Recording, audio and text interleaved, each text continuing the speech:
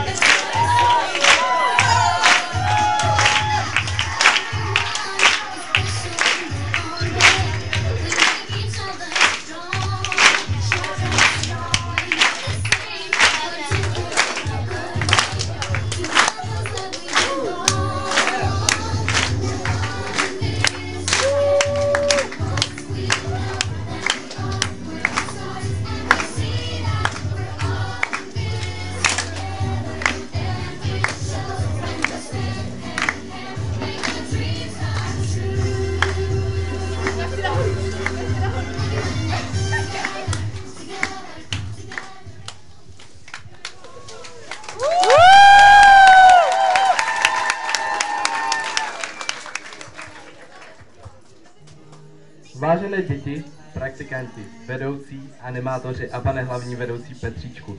Tímto způsobem bychom se s vámi my, všichni nejstarší, chtěli rozloučit.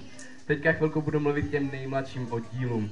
Začínali jsme stejně jako vy, začínali jsme jako rozklepané dětičky, které čekaly na letišti mezi hordou cizích a neznámých dětí, nic netušící, co se bude dít dál.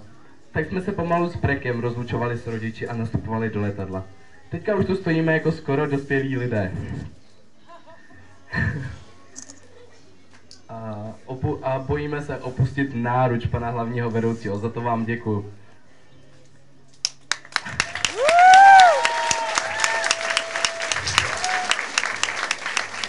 Bohužel tento odjezd už je pro nás poslední. Vždy, když jsme tady sedávali na svíčkované, tak jsme si říkali, příští rok se tu zase setkáme, že jo? Tak teď tomu jsme mohli věřit. Teďka už tomu věřit nemůžeme. My už se můžeme setkat kdekoliv na světě, ale ne tady. Myslím, že teď budu mluvit za většinu z nás. Teď skutečně vám závidím, že se můžete ještě příští rok vrátit.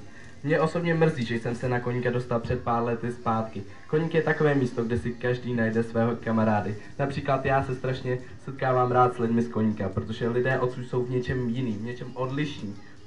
Nebudu vám říkat v čem, protože to ani já sám nevím. Chci poděkovat hlavně především všem vedoucím, a zvlášť vedoucí 31. oddílu Ivče Krajíčkové a vedoucímu 28. oddílu Tomáši Koláčkovi.